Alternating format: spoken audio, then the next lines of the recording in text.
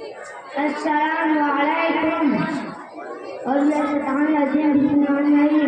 حدیث نمبر 1 انما الاعمال بالنیات ترجمہ شارح امانیت سے ہے۔ حدیث نمبر 2 لا یعلم اللہ من لا یعلم الناس ترجمہ اللہ تعالیٰ اس شخص کو رحم نہیں کرتا جو دوسروں پر رحم نہ کرے۔